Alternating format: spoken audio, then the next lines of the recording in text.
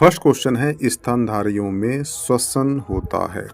तो ध्यान रखना, स्तनधारियों या स्तनपायी जीव प्राणी जगत में एक समूह होता है जिसमें नर और मादा दोनों में स्तन ग्रंथियां पाई जाती है, लेकिन जो मादा है उसके जो स्तन ग्रंथि है वो अत्यधिक विकसित होती है। और ये जो स्तनपायी होते हैं ये अपना श्वसन जो है फेफड़ों द्वारा लेते हैं। इसका आंसर क्या होगा? Option B. नेक्स्ट क्वेश्चन है, श्वसन क्रिया में वायु के कौन से घटक की मात्रा में कोई परिवर्तन नहीं होता? तो ध्यान रखना, जब हम ऑक्सीजन लेते हैं, हमने सांस लिए हैं, तो उसमें जो CO2 है वो कितनी आती है शरीर के अंदर? वो आती है 0.03%। हुआ क्लियर? और जो ऑक्सीजन है वो आती है 21%, और जो नाइट्रोजन है वो आती है 70%, यानी कि 70.9% आती है। हुआ क्लियर? यानी कि जब हम ऑक्सीजन लेते हैं तो O2 आती है 0.03%, ऑक्सीजन लेते हैं हम 21%, और जो नाइट्रोजन है वो लेते हैं 78.9%, ये 9 है। हुआ क्लियर? लेकिन जब हम ऑक्सीजन छोड़ते हैं, हम सांस जब छोड़ते हैं, तो सिंपल सी बात है, जो शरीर की जो CO2 है वो बाहर निकलेगी, तो वो निकलती है 4%। हुआ क्लियर? जो ऑक्सीजन है वो निकलती है 17%, यानी यहाँ पर जो है ऑक्सीजन 17% बाहर जाती है, तो बचती कितनी है? 4% हम अंदर लेते हैं। हुआ क्लियर? लेकिन जो नाइट्रोजन है वो 78% ही बाहर निकलती है। हुआ क्लियर? और यहाँ क्वेश्चन पूछा है उसने कि श्वसन क्रिया में वायु के कौन सा घटक मात्रा में कोई परिवर्तन नहीं होता? इसमें हो चुका है, इसमें हो चुका है, परंतु नाइट्रोजन में नहीं हुआ है, क्योंकि हम जितनी नाइट्रोजन लेते हैं उतनी ही नाइट्रोजन बाहर निकल जाती है। तो इसका आंसर क्या होगा? ऑप्शन डी होगा। हुआ क्लियर? ये ध्यान रखना, एक बार MPSC ने ये क्वेश्चन कर चुका है कि हम जब श्वास लेते हैं तो कितने परसेंट वायु में CO2 अंदर जाती है? तो 0.03% वायु अंदर जाती है। तो आपको 21%, 78%, ये सारे कंटेंट आपको याद होना चाहिए। हुआ क्लियर? इसका आंसर क्या होगा? ऑप्शन डी, क्योंकि हम जब सांस लेते हैं तो 78% ही नाइट्रोजन जाती है और 78% ही वो बाहर निकलती है। नेक्स्ट क्वेश्चन है, मानव शरीर में ऑक्सीजन का अभिगमन होता है। तो ध्यान रखना, मुंह से सांस के माध्यम से ऑक्सीजन फेफड़ों तक पहुंचती है। हुआ क्लियर? जहां पर रक्त के साथ जुड़कर ऑक्सी हीमोग्लोबिन का ये निर्माण करती है। लगभग इसमें 97%, कितना? 97% ऑक्सीजन का परिसंचरण होता है केवल हीमोग्लोबिन के माध्यम से। हुआ क्लियर?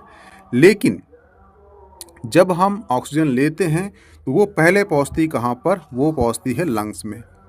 हुआ क्लियर? उसके बाद जब हम ऑक्सीजन लेते हैं तो सबसे पहले पहुंचती है वो कहाँ? लंग्स में, और उसके बाद रक्त से जुड़कर वहाँ बनता है ऑक्सी हीमोग्लोबिन, और वो जो ऑक्सी हीमोग्लोबिन है ये 97% O2 का शरीर में परिसंचरण करता है।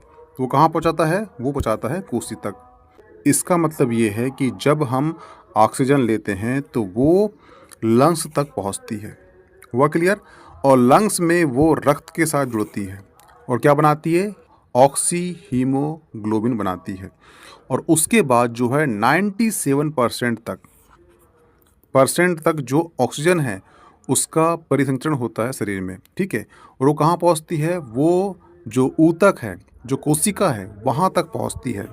और यहाँ पूछा है उसने अभिगमन होता है, यानी कि सीक्वेंस पूछा है कि सबसे पहले कहाँ पहुँचती है। तो पहले कहाँ पहुँचती है? वो पहुँचती है लंग्स में, फिर रक्त में, फिर रक्त के माध्यम से फिर शरीर में। हुआ क्लियर? इसका आंसर क्या होगा? ऑप्शन सी होगा। यानी कि आपने ऑक्सीजन लिए, वो फेफड़ों तक पहुँची, फेफड़े से रक्त में गई, रक्त से शरीर में गई, ये सीक्वेंस पूछा, सिंपल सी बात। हुआ क्लियर? इसका आंसर क्या होगा? Option C. नेक्स्ट क्वेश्चन है, जब रक्त में ऑक्सीजन की सांद्रता में कमी आती है तो श्वसन की गति में क्या होगा? सिंपल सा लॉजिक है, अगर आपको 100 ऑक्सीजन की आवश्यकता है, हुआ क्लियर, लेकिन आपको 80 ऑक्सीजन ही मिल पा रहा है, तो आप क्या करोगे? ये 100 को पूरा करने के लिए आप जल्दी जल्दी ऑक्सीजन लोगे। हुआ क्लियर? तो यहाँ पे जो श्वसन क्रिया है उसकी गति में क्या हो गया, गति में वृद्धि हो गई, यानी गति क्या हो जाएगी, बढ़ जाएगी। हुआ क्लियर? सिंपल सा लॉजिक ये है। हुआ क्लियर? यानी कि आप अपने शरीर की जो ऑक्सीजन है उसको पूर्ति करने के लिए, यानी कि आप और गति से श्वास लोगे तो आपके जो श्वास में जो गति होगी उसमें क्या होगी, वृद्धि होगी। ऑप्शन बी इसका सही होगा। हुआ क्लियर? नेक्स्ट क्वेश्चन है, कार्बन मोनोऑक्साइड विषाक्तता निम्नलिखित में से किसको मुख्यतः प्रभावित करता है? तो ध्यान रखना, कार्बन मोनोऑक्साइड रक्त में हीमोग्लोबिन से जुड़कर ये बनाता है कार्बोक्सी हीमोग्लोबिन, जिसका सूत्र है HbCO, ये बनाता है। ठीक है, और इसके माध्यम से क्या होता है, रक्त की जो ऑक्सीजन की जो परिवहन की क्षमता है वो कम हो जाती है। इसका आंसर क्या होगा, इसका आंसर होगा ऑप्शन डी, रक्त की ऑक्सीजन की वहन करने की क्षमता में कमी। हुआ क्लियर? इसका ऑप्शन डी होगा आंसर। नेक्स्ट क्वेश्चन है, निम्नलिखित में से कौन सा जैव रूपांतरण मानव शरीर को अधिकतम ऊर्जा प्रदान करता है? तो मैंने बताया था कि हमारे शरीर में होती है कोशिका। ठीक है, कोशिका में होता है माइटोकॉन्ड्रिया, और माइटोकॉन्ड्रिया को बोलते हैं कोशिका का पावर हाउस। हुआ क्लियर? और इसमें जो पावर हाउस होता है ना, उसमें जो ऊर्जा निकलती है वो बनती किस में है, वो बनती है एटीपी के रूप में बनती है। हुआ क्लियर? परंतु जब एटीपी जल से यानी कि H2O से क्रिया करता है, क्या बनता है, ये बन जाता है एडिनोसिस डाइफॉस्फोरेट बन जाता है, यानी कि ये बन जाता है ADP बन जाता है, और प्लस इसमें अकार्बनिक फास्फोरस यानी कि PI का निर्माण होता है, और प्लस क्या होता है, ऊर्जा इससे निकलती है। हुआ क्लियर? यानी कहने का मतलब ये है कि जो ATP है वो रूपांतरण किस में होता है, वो होता है ADP में होता है। इसका आंसर क्या होगा, ऑप्शन बी होगा। और इससे क्या निकलती है, इससे निकलती है एनर्जी यानी कि ऊर्जा निकलती है। हुआ क्लियर? इसका आंसर बी सही होगा। हुआ क्लियर? नेक्स्ट क्वेश्चन है, श्वसन में ऊर्जा उत्पादित होती है। तो सिंपल सी बात है, कोशिका है, कोशिका में माइटोकॉन्ड्रिया है, माइटोकॉन्ड्रिया के अंतर्गत ऊर्जा उत्पन्न होती है, इसलिए कोशिका का पावर हाउस कहते हैं किसे, माइटोकॉन्ड्रिया को। और जो माइटोकॉन्ड्रिया है उसमें जो ऊर्जा उत्पन्न होती है वो ATP के रूप में होती है, और जो ATP है वो जल अपघटन करके ही ADP में कन्वर्ट होता है। जब कन्वर्ट होता है तो उससे वो ऊर्जा निकलती है। हुआ क्लियर? इसका आंसर क्या होगा, ऑप्शन बी ATP। हुआ क्लियर? कभी आपको ये क्वेश्चन आ जाए कि केंद्रक के अलावा DNA कहाँ होता है, तो ये ध्यान रखना, केंद्रक के अलावा जो DNA है वो माइटोकॉन्ड्रिया में होता है। ये क्वेश्चन कई बार कर चुका है, इसलिए ध्यान रखना। ठीक है, इसका आंसर क्या होगा, option B ATP। Next question है, ऑक्सीजन की उपस्थिति में ग्लूकोज के कार्बन डाइऑक्साइड जल में ऊर्जा निर्मुक्त होने के साथ पूर्ण रूपांतरण होने को क्या कहते हैं? तो ध्यान रखना, जब हम वायुमंडल से ऑक्सीजन लेते हैं यानी कि श्वास लेते हैं, इस क्रिया में क्या होता है कि जो भोज्य पदार्थ है उसमें जो ग्लूकोज है उसका पूर्ण ऑक्सीकरण होता है, जिसके परिणाम स्वरूप क्या बनता है, वो बनता है CO2 प्लस H2O बनता है, प्लस एनर्जी। क्या बनती है, एनर्जी यानी कि ऊर्जा बनती है। हुआ क्लियर?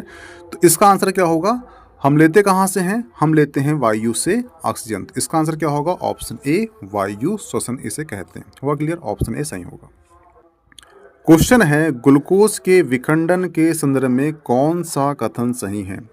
तो ध्यान रखना, पहला कथन कहता है कोशिका द्रव में ग्लूकोज 4 कार्बन अणु वाले पायरूवेट में विखंडित होता है। गलत, ये 3 कार्बन अणु वाले पायरूवेट में कन्वर्ट होता है, तो ये तो कथन गलत हो जाएगा। ठीक है। दूसरा, ऑक्सीजन के अभाव में पायरूवेट लैक्टिक एसिड के रूप में परिवर्तित होता है, ये बिल्कुल सही है।